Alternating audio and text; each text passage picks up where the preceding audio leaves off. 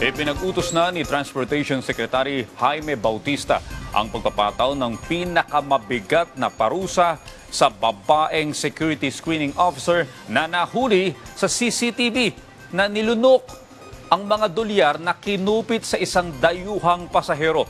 Dismayado naman ang DOTR sa insidente. Si Rod Lagusad sa detalye. Nasampahan na ng kasong administratibo ang babaeng security screening officer na sangkot sa umano'y pagnanakaw ng nasa $300 mula sa isang papaalis na Chinese national.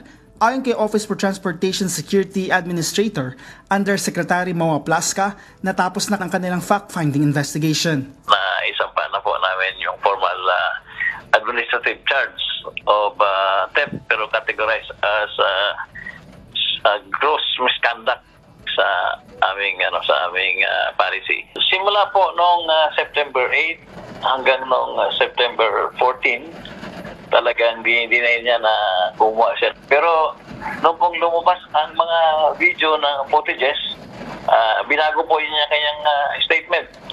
Nasabi na niya na kumain nga daw siya ng tsokolate. Suspendido na rin ang naturang security screening officer. Pagdating naman sa posibleng kasong kriminal na kaharapin ng sangkot na personnel, gagawa pa ng paraan yung ating mga investigators kasama yung PNP-ABSI group para makontak po natin yung nakaalis na passenger. But in the meantime, nag-aaral po yun din ating mga lawyers.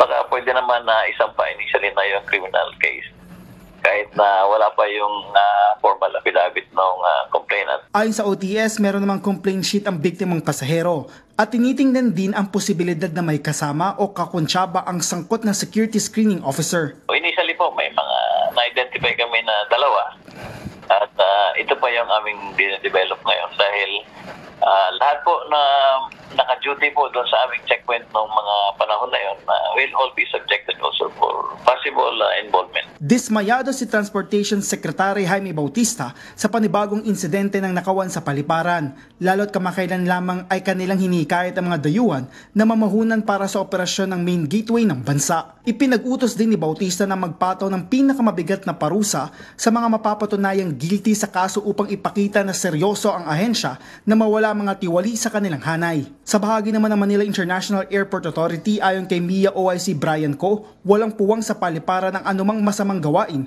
na siyang kabaliktaran sa pagsisikap ng MIA para mapabuti ang serbisyo sa paliparan. Ayon naman kay Senator Grace Po, nakakagalit at nakakaya ang panibagong insidente ng pagnanakaw sa NAIA. Anya tila hindi nauubusan ng paraan ng mga magnanakaw sa paliparan. Anya dapat maayos ang pag-vet sa mga aplikante at magkaroon ng re-interview sa mga kasalukuyang personnel at sumailalim ang mga ito sa evaluation. Ayon naman kay Senate Majority Leader Senator Joel Villanueva, dapat alamin kung may kasabwat ang sangkot na personnel para anya mawala na ang mga ganitong masamang gawain. Para naman kay Senator J.V. Ejercito, nagsalta ng head ng OT si General Aplasca that she will be terminated. So and they have all the evidences na raw, so at least yung mga ganito, it should not be tolerated. So I'm satisfied with the action of the OTS head. Anya walang kapatawaran ang naging pagnanakaw lalo't ang paliparan ang sumasalamin sa estado ng isang bansa. Rod Lagusad para sa Morning Show ng Bayan, Rise and Shine Pilipinas.